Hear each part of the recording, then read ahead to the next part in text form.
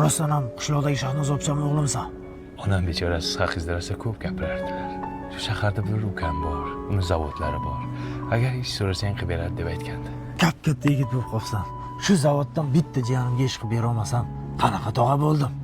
Zo'r ish qilib beraman. Yur. Oylik oldindan bera olmaysizmi? Oylikdan oldindan berish kerak. Kvarplatam borda. Beraman.